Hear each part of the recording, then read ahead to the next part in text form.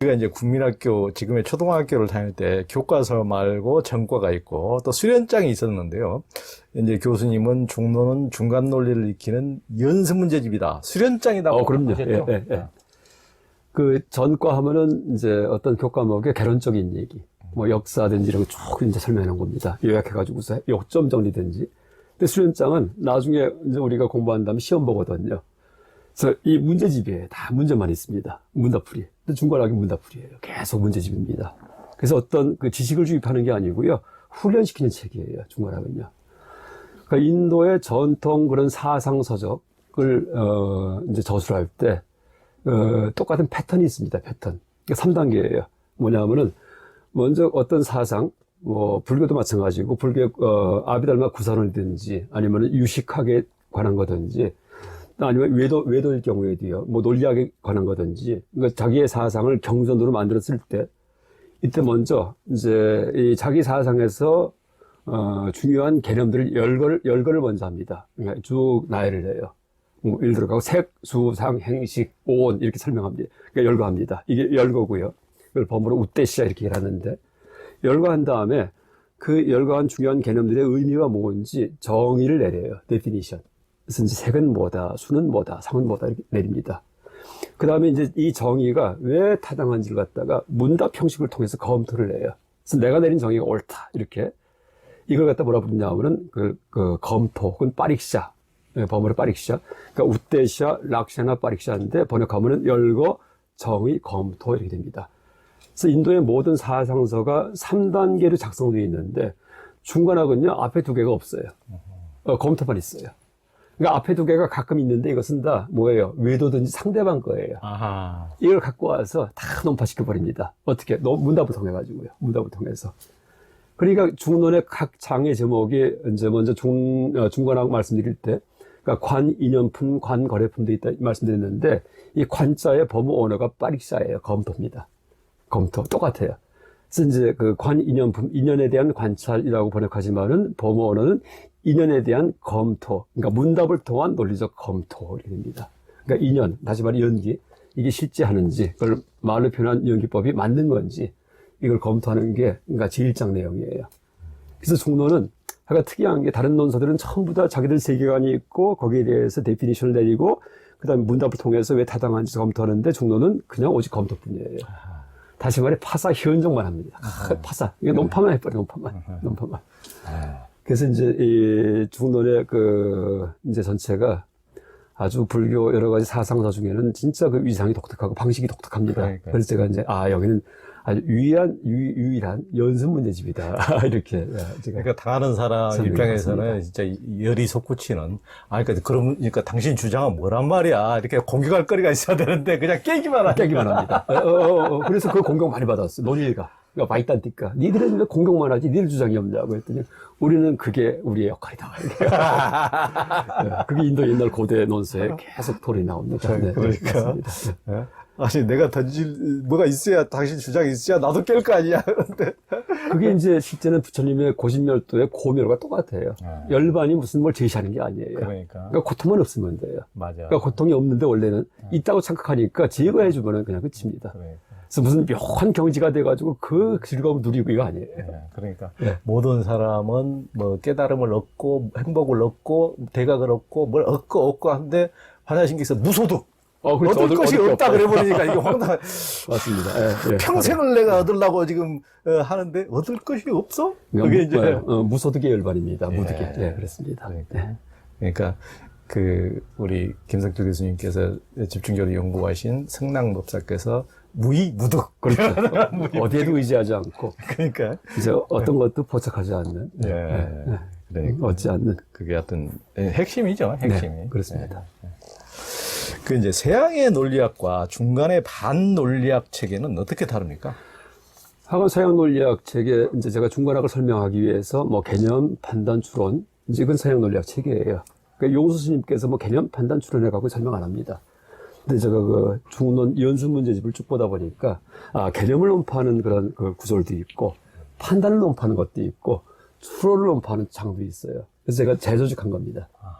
근데 이제 서양 논리학 책을 펼쳐보면은 제일 처음에 일반 논리학에서 개념론, 그래서 개념일 경우에는 뭐 외연과 내포. 외연은 범위고요. 내포는 의미고요. 그래서 외연이 넓어지면은 범위가, 내포가 좁아지고, 다시 말해 의미가 이제 그 좁아지면은요, 그 범위가 넓어져요. 뭐 개가 뭐냐 할 때 컹컹 짖는 게 개다. 이렇게 이제 의미를 붙였을 경우에는요, 보니까 컹컹 짖는 게 여우, 늑대 다 들어갈 수도 있어요. 그럼 너무 넓어져요. 그러니까 컹컹 짖으면서 사람을 따르는 게 개다. 이러면 말이 좀 의미가 길어져요. 그럼 범위가 좀 줄어듭니다. 그래서 이제 의미의 개념에 이제 의미와 범위, 다시 말해 내포와 위헌은 역비례 관계다. 이러면서 서양 논리학도 대단해요. 그러면서 논리학책이 시작이 돼요. 이러면서 이제 개념에 대해 설명을 하고, 판단은 뭐 분석 판단이 있고 종합 판단이 있다 하면서 또 얘기를 하고, 추론은 3단 논법에 대해서 쭉 설명을 한 다음에, 그 다음에 마지막에 이제 그 챕터에서 오류론, 3단 논법을 했는데 잘못했을 경우에, 그래서 뭐 순환 논법의 오류, 무한 소급의 오류, 이런 식으로, 그 다음에 뭐 이제 과도한 일반화의 오류, 이런 식으로 오류론이 굉장히 많습니다. 그게 이제 마지막 챕터거든요. 근데 그런 식의 조직을 처음 한 사람이 아리스토텔레스예요. 그러니까 기원전 2, 300년 전에 아리스토텔레스가 오르가논이라는 이제 그런 책을 쓴다. 오르가논이 큰 조직이란 뜻입니다. 근데 그 조직이 논리 조직이에요. 사람의 사유. 그 다음에 2000년 동안 변하지 않고 그냥 계승을 했어요. 그게 서양 논리학 책입니다. 근데 중간학은 2000년 전부터 그 체계를 갖다가 다 부셔버립니다. 이게 중간학이에요. 그래서 이제 그 서양 논리학은 개념의 실체에 대해서 그건 확고부동해요. 삶이 있다, 죽음이 있다. 이건 분명해요. 소가 있다. 그게 플라톤의 이데아론이에요. 이데아 실제론. 그러니까 개념 보편. 그래서 이제 서양 논리학이 뭐 플라톤 철학의 그냥 기승일 뿐이다 하는 이유가 그렇죠. 그 실제론에서 못 벗어납니다. 서양 철학은요. 근데 개념에 대해서 없다, 공하다 이런 말 안 해요. 그거 뭐 발견도 못 했고. 근데 불교는 시작부터가 아예 그런 건 원래 세상에 없는 거고 이 속에만 있다고 얘기해 버립니다. 예. 그래서 이제 어떻게 보면은, 그렇기 때문에 이제 불교, 이 중간학을 반논리학이다라고 카운터 로직이라고 이제 그렇게 얘기합니다. 이게 방향이 완전 반대입니다. 그래서 오류론을 따로 짚어하는 게 아니고 개념 판단 줄이 그 자체가 그냥 오류예요. 그래. 그렇게 얘기를 합니다. 네. 이제 효봉 스님 말씀인데요. 일제시대에 이제 판사를 하다가 출가했던 이제 조계종 통합정단 초대 종정이었던 효봉 스님. 이번이 이제 그 법정 스님 고은 시인의 또 스승이신데, 그렇죠. 의사스님이신데, 이번에 오도성을 중간으로 보면 어떻습니까? 어렵죠. 이게 참, 이분만이 아니고 오도성이 다 어렵습니다. 네. 이제, 그 다음에 선승들의 그 한 말씀이 상식을 초월한 말. 그러니까 우리가 뭐 사회에서 흔히 얘기하는 게 선문답 같다 얘기할 때 엉뚱한 얘기하면 선문답 같다 얘기합니다. 그런 식으로 잘 이해가 안 되는 이제 그런 어떤 그 논법을 쓰십니다. 그래서 이제 한번 읽어보면은요. 그 한문으로 이제 쓰였지 말은 어쨌든 수행을 한참 한 1년 반 이상을 갔다가 문문관에 들어가서 밥만 들어오고 변만 나가게 하고서 참선하셨다가 드디어 깨쳐가지고서 나가는 문이 없으니까 발로 벽을 부수고 나오셨답니다. 그 다음에 쓴 노래예요, 이게. 깨쳐갖고. 뭐 다른 것보다 이제 참조, 상을 말씀드리면은 일제강점기 때 이제 한국 사람으로 최초의 판사. 그냥 보통 엘리트가 아니에요. 근데 갑자기 실종됩니다.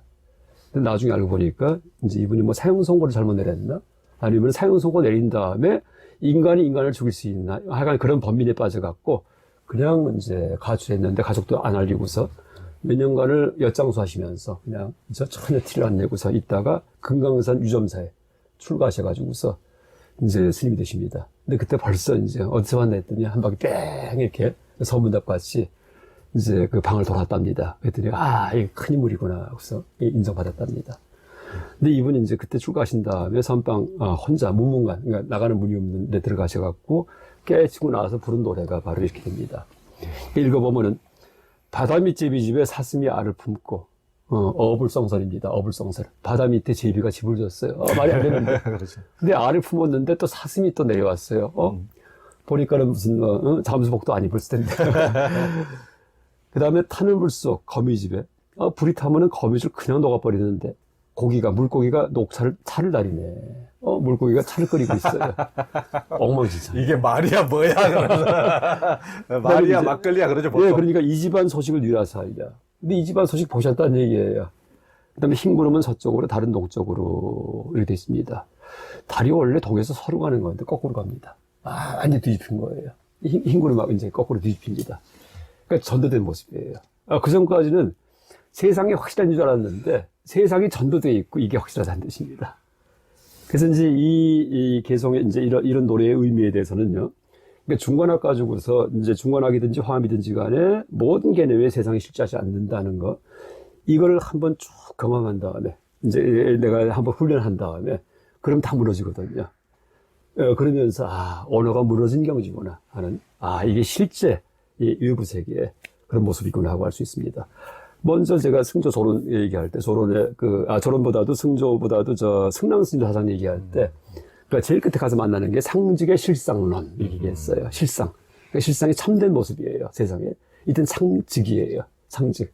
그러니까 모든 게 다 따로따로 되어 있는 줄 알았던 것들이 다 겹쳐 있습니다. 그리고 여기 나와 있듯이 바다 밑에 제비집이, 그러니까 바다 바깥하고 바다 안에가 겹쳐 있고, 제비집이 사슴과 제비가 겹쳐 있고, 알을 품고, 이 다 겹쳐 있습니다. 그래서 이제 그런 분별로, 그러니까 우리가 분별의 가위로 싹둑싹둑 잘라가지고서 생각을 재단하기 전의 세계. 그렇죠? 이제 그 세계의 어떤 통찰의 감흥을 이제 이렇게 노래한 게 아닌가 생각합니다. 그리고 나중에 중간하게 개념 논파 조금 더 훈련하고 나면은요, 그다음부터는 스스로도 이런 말 막 쓸 수 있습니다. 그러니까 우리 김성철 교수님께서 시집도 내셨는데 그 시집에 대해서는 여하튼 이제 보통은 우리가 이제 시를 굉장히 난해하게 생각하는데 그건 우리 어떤 고정관념의 어떤 단어의 세계에 갇혀져 있어가지고 그러지, 그건 뭐 전혀 그것에 해탈돼 버리면, 그 어떤 단어에서 해탈돼 버리면은 어떤 전혀 이런 지금 효봉 스님처럼. 그렇죠. 일상적으로 많이 통하지 않습니다. 상식을 뒤집어 엎는, 이런 언어를 사용하면 그게 또 바로 시가 되고. 맞습니다. 그러니까 우리 생활 속에서는 이제 호수에 배를 띄워갖고 노를 저어서 호수를 건너간다 이렇게 말을 하는데, 시에서는요, 내 마음은 호수여 그대 배를 저어 이렇게. 내 마음이 호수인데 배를 타고 그대가 이상합니다. 근데 우리 그 이해가 되거든요. 근데 거기서 더 나가면 오도송입니다. 더 나가면요. 그렇죠. 참. 이제, 아라한이란, 이제 죽어도 좋다는 경지를 가진 분이라고 김 교수님께서 설명하셨는데요. 이제 태국에서는 어떤 분이 깨달았다고 하면, 이제 호랑이가 이제 드글드글한 곳에 모셔놓는다면서요. 제가 인도에서 공부한 분 들은 얘기예요. 인도에서 공부한 초기불교 전공자거든요. 근데 이분이 남방 쪽 오래 계시기 때문에 태국도 여러 번 가신다 봅니다. 근데 이제 태국서 윗바사는 중 많이 하시기 때문에 스님들 가운데 간혹 가다가 수행하다가 난 아라한데 때리는 분이 계시답니다. 그러니까 진짜인지 아닌지 모릅니다. 또 아라한도 알아보지 못한다는 얘기 하잖아요. 그러니까요.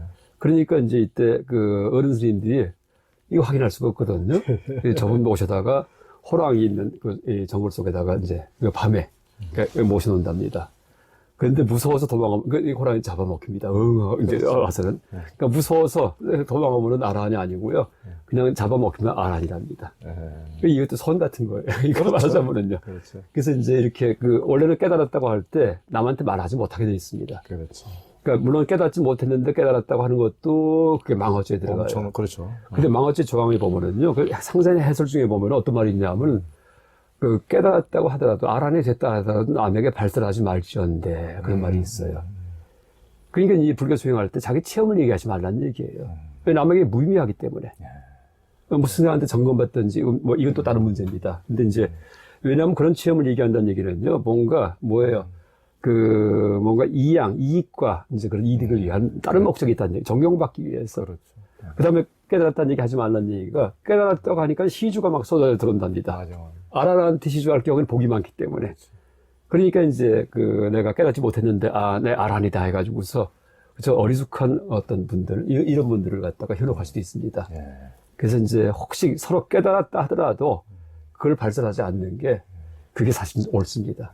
근데 이제 태국 이 얘기는요, 이제 그렇게 조금 바른 법을 잘 모르는 분들이, 깨달았다, 이럴 경우에, 그렇죠. 오라고 해서, 호랑이 굴레 들어갈 때 할 때 도망가 버리면 물론 아니고요. 그렇죠. 들어가려 하면 잡아먹히고요. 그래서 이제 이렇게 물론 이제 이 남방불교지만은, 그러니까 서은승의 교화 방식 비슷한 방식으로 중도로 몰아버리는 그런 어른스님들의 그런 어떤 일화 같습니다.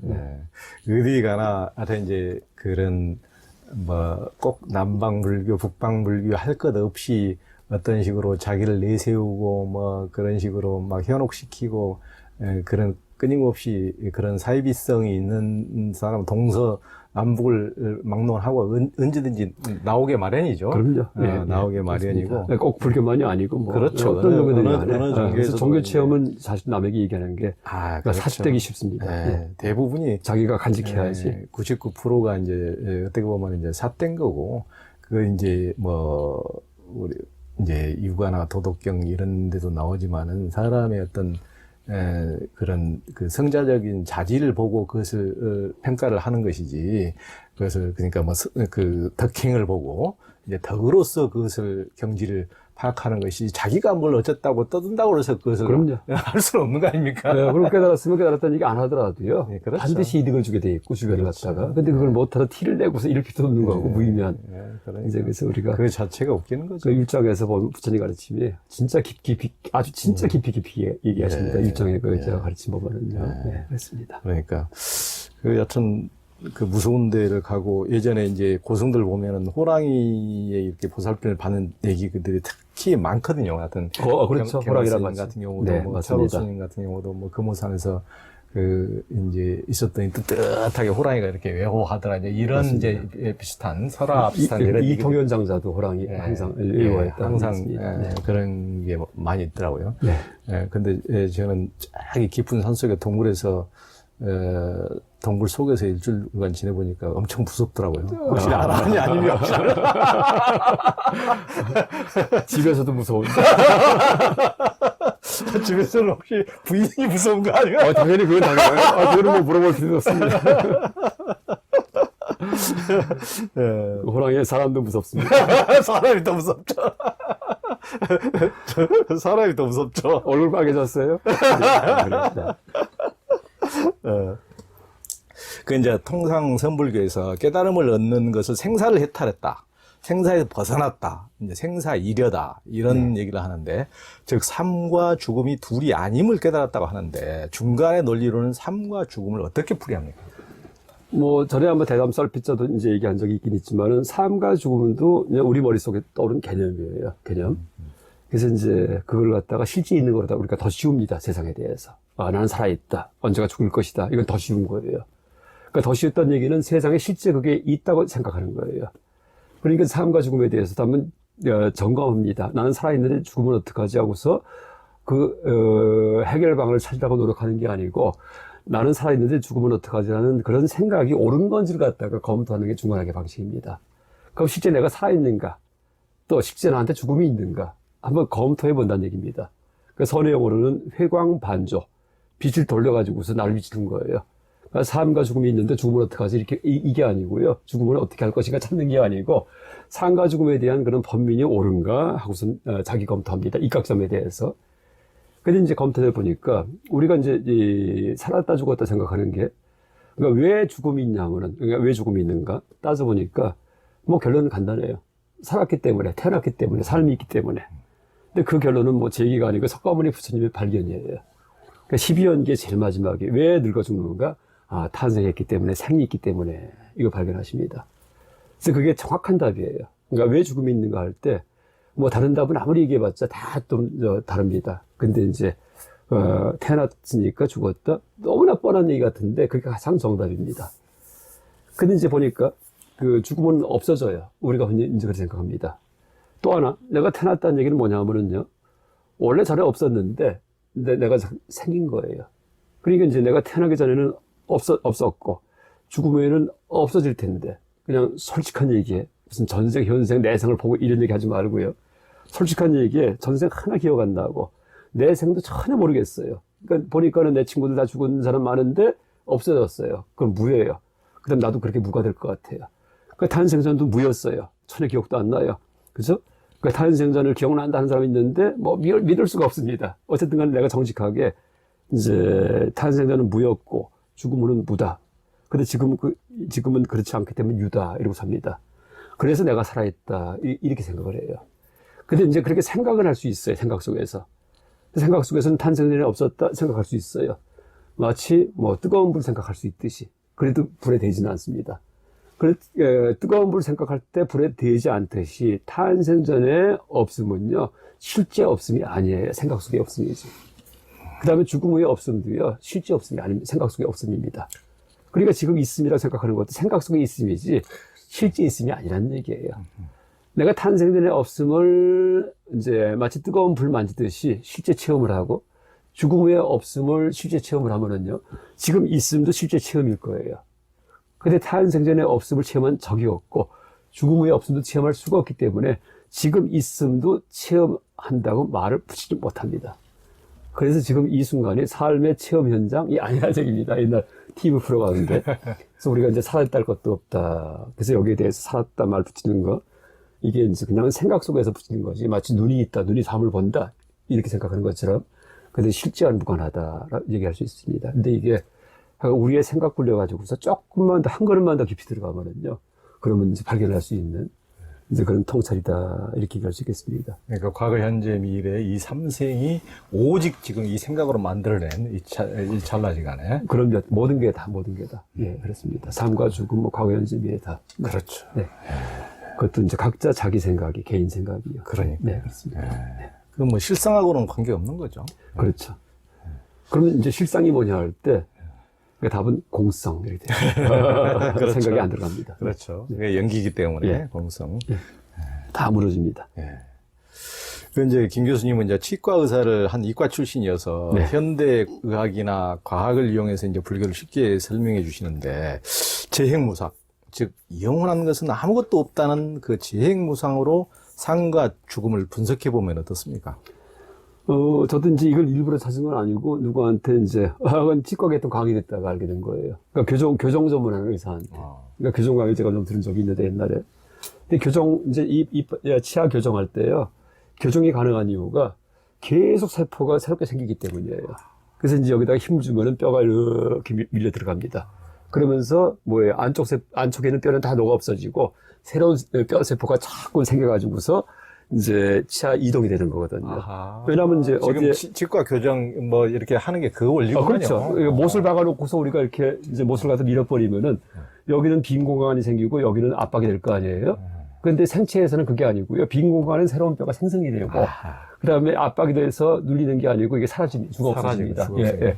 그러면서 이제 옛날 뼈가 이렇게 밀려가는 게 아니고. 그렇지, 아니죠. 이게 생겨나고 죽어가면서 이러면서 이제 치아가 이동하는 겁니다.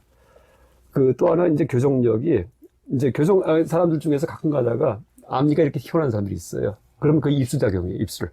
그러니까 그럴 경우에는 입술 갖고서 자꾸 입 다물고 있는 연습하죠? 그럼 또 들어가요. 그래서 꼭 교정하지 않더라도 입의 힘에 따라가지고서 치아의 배열이 달라집니다. 그때 이제 그거 강의하는 분이 얘기를 하면서 우리 몸이 순간순간 변한다. 이렇게 얘기를 해요. 이거 불교 강의 같습니다. 이러면서 이제 그건 이분은 불교 모르는 분인데 현대의학 데이터 갖고 얘기해요. 그 방사성 동위원소라고 해서 이제 뭐냐면은 탄소 같은 경우에는 원자번호가 12번인가 해서 이제 질량이 정해져 있습니다. 근데 거기에 중성자라는 게 하나 더 붙으면은요 13이 돼버려요. 무게가. 근데 중성자기 때문에 그 양성자 전자일 경우에는 플러스 마이너스니까 성질이 있어요. 그러니까 이제 분자가 될 경우에 여러 가지 힘을 발휘합니다. 양자 전자는. 근데 중성자는 아무 성질이 없어요. 그러니까 무게만 하나 무거울 뿐이지, 그 다음에 전혀 화학 반응에서 뭐 이상을 갖다 일으키지 않습니다. 그게 이제 뭐냐면은 이제 이 방사성 동위원소예요. 그거를 음식물에다가 마킹을 해, 이렇게. 몇 군데에다가. 음식을 먹일 때. 그래서 이제 탄소가 그 중성자가 하나 더 붙은 탄소, 이렇게 만들어가지고, 이렇게 만들 수 있답니다. 그래서 이제 밥을 먹었는데, 그게 어떻게 변해가나. 이거는 이제 방사성 동위원소이기 때문에 방사성이 뭐냐면은요, 이 빛을 내는 겁니다. 그걸 엑스레이 갖고 찍을 수가 있어요. 어디로 가 있나를 갖다가. 아직 남아있나? 몸에 어디 위치에 있나? 그래서 가끔 찍어봅니다. 어디 있나. 그러면은 이놈이 처음 들어가면은 틀림없이 밥을 먹었으니까 위로 들어갔는데 나중에 시간 지나면은 뼈에 들어가 있고 살에 들어가 있고 이렇게 옮겨 있대요. 그랬다 한참 지나면은 또 사라진대요.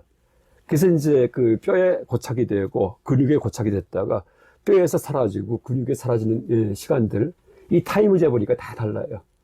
그래서 이제 우리 이 피부나 이 근육 같은 경우에는요, 그러니까 음식을 먹어갖고 한 달 정도 동안은 그냥 여기 있답니다. 한 달 지나면 사라진대요. 그러니까 밥 먹으면은 이제 소화가 돼서 이제 딱 들어갔다가, 그죠? 그랬다가는 한 달 지나면은 다시 이게 세포가 죽기 때문에 사라진답니다. 그래서 피부나 근육이 한 달이면 100%가 바뀌어요. 여러분, 이거 뺨 이렇게 만지죠? 이거 2달 전 뺨 아니에요. 한 달 전 뺨이 여기 있는 겁니다. 한번 한 달만 굶어보세요. 홀쭉해집니다. 껍질만 남고. 그래서 이제 뼈가 한 6개월 걸리면 100%가 또 바뀐답니다. 뼈도요. 뼈도 이거, 옛날 뼈 그대로인데, 아닙니다. 다 6개월 이내에 먹었던 음식이 변해가지고서 이렇게 됩니다. 제일 빠른 게 위장벽. 위장벽은 한 5일 정도 지나면은요, 다 바뀐대요. 위장벽이 뭐냐면은, 이제 위에 이제 위를 감싸고 있는 벽이 있는데, 거기에서 염산이 나옵니다, 염산. 우리가 고기 같은 거 먹으면 소화가 되잖아요. 그러니까 위액 중에 염산이 녹이는 거예요. 보통 염산 테러박 당하면 막 얼굴 다 녹아버리죠? 똑같은 염산이 위에서 나와요. 근데 이제, 그럼 위도 녹아야 될 거 아니에요? 녹지 않는 이유가 위장벽에서는 점액이 나온답니다, 점액. 끈끈한 거. 그러니까 우리가 토할 때 액 하면 끈끈하잖아요. 그게 위장벽이 나오기 때문에 코팅을 해줘가지고서 이제 위장벽을 소화를 안 시키는 거예요. 근데 간혹 가다가 술을 많이 먹어서 점액이 자꾸 희석이 돼가지고 녹잖아요. 그러면 드디어 이게 염산이 나왔다가 자기를 잘 갖다가 소화시킨답니다. 그게 위염, 위궤양. 그래서 깎아 먹어요, 이렇게요. 그럼 궤양이 생깁니다. 헐어갖고서. 그러니까 피도 나기도 하고 심해지면은. 이제 그게 위염이죠. 근데 이제 그럴 경우에, 이제 이제 한번, 이제 지금 이게 재행부상 갖고 말씀드린 겁니다. 뭐, 겔포스 같은 거 있죠? 그게 뭐, 알루미나 성분인데 허연 거 먹으면은 여기 막 붙습니다. 이렇게 색깔이요. 그게 뭐냐 하면은 반창고예요. 액체 반창고. 겔포스 같은 게. 그래요? 예. 그래서 이제 그게 알루미늄 계통 성분인데, 알루미나 이렇게 얘기합니다. 근데 그거를 밤에 자기 전에 물 마시지 말고요. 그것만 먹어요. 그러면 내려가면서 위장벽을 코팅을 해요. 그러니까 궤양이 있는 부위에 이렇게 반창고가 발라지는 거예요. 그러면 그 다음에 위액이 나오죠. 그러더라도 이 염산이 닿지가 않아가지고요. 그 다음에 이 치유가 될 시간을 주는 거예요. 밑 속에서 새세포가 이렇게 솟아납니다. 그래서 이제 위장병 걸린 분들, 위궤양 위험이 있는 분들은요, 겔포스를 밤에, 그러니까 물 먹으면 안 되고요. 그러니까 코팅되게끔 약간 빈속에 먹어서 코팅 시키고서 한 12시간 자고 일어나면은요, 아침에 웬만한 물 먹지 말고, 한 15시간 코팅되기 때문에 세포가 많이 자라납니다. 그래서 이제 항암 닷새 나면은 완벽하게 100%가 싹 새살이 돋습니다. 그래서 이제, 근데 그게 아니고, 뭐, 계속 이제 그런, 섭생을 잘못하기 때문에 자꾸 이제 자기가 자기를 소화시켜가지고, 그래서 어쨌든 요점은 위장벽 같은 경우도 5일만 되면은 다 새로운 거예요. 그 다음 뼈가 그렇고, 뇌도 이제 뇌의 구조는 안 바뀌지만은 그 분자 성분은 다 바뀐답니다. 한 1년 걸리면은요. 그러니까 여러분, 한 2년 전에 있던 내 몸뚱이 여기 없어요, 다. 새로운 밥 먹은 것 같고서 이제. 그게 현대 의학사 하는 얘기입니다. 너 그 얘기는 최근 것도 아니고 몇십 년 전에 벌써 다 끝난 얘기예요. 근데 우리가 그걸 몰랐죠. 이상해요. 작년에 내 몸이 내 몸인 줄 알았더니 하나도 아니네. 보니까 부처님이 그 말씀 하셨습니다. 색은 무상하다. 색이 몸뚱입니다. 몸뚱이는 무상하다. 항상 변한다. 맞구나 하고 합니다. 그래서 이제 이렇게 현대 의학에서 그러니까 방사성 동위원소 가지고서 실험을 해보니까 역시 부처님 가르침이 이거는 뭐 아무리 의학이 발달해도 이건 변하지 않는구나 하고 알 수 있습니다. 그래서 뭐 또 하나 예를 든다면 우리가 지금 제 머리카락 전에 뵀을 때 비슷하죠, 헤어스타일이요. 근데 그때 봤던 머리카락 다 없습니다. 그렇죠. 이발소에 쓰레기통에 다 들어갔어요. 손톱도 그래요. 내 손톱은 항상 이렇게 생겼어요. 근데 가만히 보니까 작년에 봤던 손톱이 아니에요. 아침에도 오늘 깎고 나왔거든요. 전부 다 쓰레기통에 들어갔습니다. 근데 우리가 그걸 못 느껴요. 내 손톱이 항상 이랬으려니. 내 머리카락 이랬으려니 이렇게 삽니다. 근데 그렇듯이 우리 피부, 모든 게 다 실제는 전부 다 때로 벗겨나가고 다 소화가 돼가지고 사라지는데 그걸 모릅니다. 그래서 그러니까 지금 방사성 동위원소, 방사능을 방출해서 촬영될 수 있는 마킹되는 그런 분자들, 원자들, 이걸 통해서 실험을 해보니까, 몸이 하나도 머무르는 게 없고 다 변하는구나 하고 할 수 있습니다. 그러니까 인간이 몸을 끔찍하게, 지 몸을 끔찍하게 생각하는데, 우리가 뭐 수술을 하더라도 지금 몇 년 지나면은, 이 살이 아니고, 그렇죠. 이미 살을 쬐다 하더라도, 그럼요. 이게 이제 다 지금 전혀 다른 살이 아닙니까? 그렇죠. 그러니까 설사 이제 그뿐만 아니고, 누구한테 어렸을 때 아빠한테, 엄마한테 뺨따구를 맞았다 하더라도, 이제 그건 뭐 한순간에 탄력이나 통증은 사라질 뿐만 아니고, 또 맞았던 그 살도 이미 지금 바뀌어도 수십 번은 더 바뀐. 그렇죠. 지금 그렇죠. 너무나 많이 바뀌었는데도, 그러다 보니까 이것은 색에 대한 변화보다도 인간이라는 게 그 한 대 맞으면은 그 생각, 이것은 또 이렇게 막 10년, 20년, 막 50년 그렇죠. 변하지 않고 막 그거 가지고 그 왼수 나를 때렸지. 이제 이거, 그러니까, 야, 그렇게 이 끔찍하게 생각하는 살이 수십 번 변화되도록 생각이 이렇게 변하지 않고 있다는 것은 얼마나 인간의 어떤 그 이것이 또 무섭다는 그렇죠. 거죠. 집착. 집착. 예, 맞습니다. 그러니까 탐욕과 분노, 감성에 대한 집착입니다. 또 그러니까. 화풀이, 원한에 대한 집착. 이렇게 됩니다. 네. 참 그게 네. 그러네요. 네, 참 예. 그것이 어떤 허상에 대한 집착이다. 이렇게 얘기할 수 있겠습니다. 그러니까 네. 참 극적인 비교가 딱 되네요. 김 교수님. 과학이 참 불교 공부에 도움이 많이 그러니까요. 네, 그렇습니다. 이제 불교는 굉장히 이제 과학적인 종교인데 그 불교의 진리를 이해하는데 과학이 굉장히 도움이 되네요. 예.